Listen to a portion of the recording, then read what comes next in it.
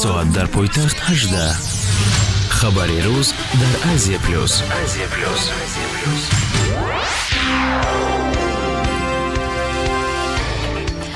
салом сомиёни азиз, шуморо бо хабарҳои این соат дар нашри мустақим ман Лайли Назарзода шинос мекунам. шумо метавонед моро ҳамзамон тариқи видеоӣ дар платформаҳои хабарии агентии низ дида бошед. дар душанбе аз ҷониби вазири маориф ва илми тоҷикистон Муҳаммад Юсуф Имомзода ва муовини сарвазири Россия Алексей Аверчук ду созишномаи байни ҳукуматӣ ба имзо расид. Ба гуфтаи Эҳсони Хушбахт, сухангӯи вазорати маориф, асноди имзошуда мақоми омӯзгорони рус ва принсипҳои фаъолияти 5 мактаби бунёдшаванда дар Тоҷикистонро бо забони русӣ муайян мекунанд. Маблағи ҷудошуда аз ҷониби ҳукумати Россия барои бунёди ин мактабҳо $150 миллион ташкил медиҳад. имрӯз дар муассисаҳои таълимии Тоҷикистон 49 нафар омӯзгор фаъолият намуда аз фанҳои гуногун бо забони русӣ ба хонандагон таълим медиҳанд. дар вилояти Мухтори Кӯҳистони Бадахшон новобаста ба тавофуқи дар ҷараёни гуфтушунидҳо ҳосил шуда то ҳол алоқаи интернет дастнорас аст, хабар дод ба Азия плюс як манбаъ аз шаҳри Хорох. тибқи иттилои манбаъ қарор буд интернет то нимарӯзи соати 13 имрӯз дубора фаъол карда мешуд, аммо пас аз чанд соати ваъда шуда то ҳол сокинон аз набудани алоқаи интернет шикоят доранд. то ҳол касе дар ин хусус маълумоти дақиқ пешниҳод намекунад. дар хадамоти алоқа аз шарҳи ин ҳол ба Азия плюс худдорӣ карданд. алоқаи интернет дар Хорох рӯзи 25 ноябр пас аз мавҷи эътирози сокинони вилоят дар пайи кушта шудани сокини ноҳияи Рошдқалъа Гулбиддин Зиёбеков қатъ карда шуд. милитсияи пойтахт бо мақсади пешгирӣ аз вазъи танбашавии роҳҳои нақлиётгард ва танзими бо низоми ҳаракати воситаҳои нақлиёт дар душанбе гурӯҳҳои мобилӣ ташкил кардааст. давоми 3 рӯзи фаъолият аз ҷониби гурӯҳҳо дар умум 178 қоидавайронкуниҳои ҳаракати роҳ ошкору ҳуҷҷатгузорӣ шуданд, хабар медиҳад раёсати вазорати корҳои дохилӣ дар шаҳри Душанбе.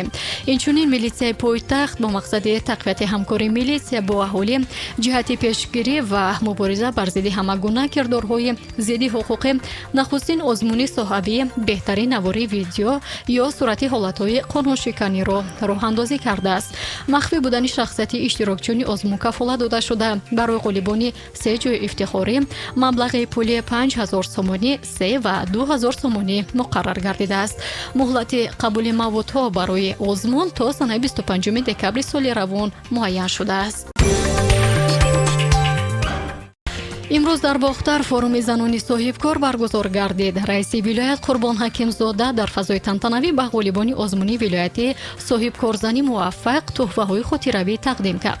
ҳамин тариқ ба 5 нафар ғолибон маблағи 8, 11 ва 10,000 сомонӣ ва ба 5 тани дигар аз ғолибон 20,000 сомонӣ тӯҳфа тақдим карда шуд. дар ин ҷо инчунин намоишгоҳе ташкил гардид ки дар он маҳсули дастонии занон соҳибкорон дар соҳаи сайёҳӣ ва ҳунармандӣ пешкашӣ ҳозирин карда шуд. бостоншиносон аз Россия ва Италия дар ҳамкорӣ бо ҳамкасбони тоҷики худ дар Фархор ашёи ношиноси қадимиеро пайдо карданд. ашёе ки ба андозаи як гӯши инсон аст аз қабристони Чилтанбобои шаҳраки Фархор аз паҳлӯи ҷасадҳо дарёфт шудааст. ҷасадҳо ба гуфтаи бостоншиносон ба асрҳои 4 ва 3 пеш аз милод тааллуқ доранд. таърихнигорон мегӯянд бозёфтҳо далели зисти одамони қадим дар ин минтақа мебошанд. ковишҳои бостоншиносӣ дар мавзеи Ортабузи Фархор аз соли 2013 шурӯъ шудааст. дар ин 9 сол даҳо нигора ва ҷасадҳои одамони қадим пайдо шудааст.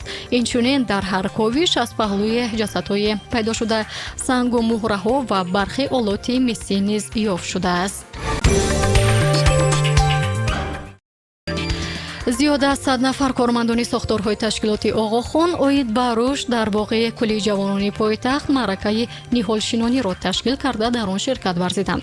در معرکه مذکور 6 نموده درخت، 200 بیخ نیهال از جمله صنایع محلی، سرویس سیاه، سرویس سفید، ارچه چینار و مجنون بچینانیده شد.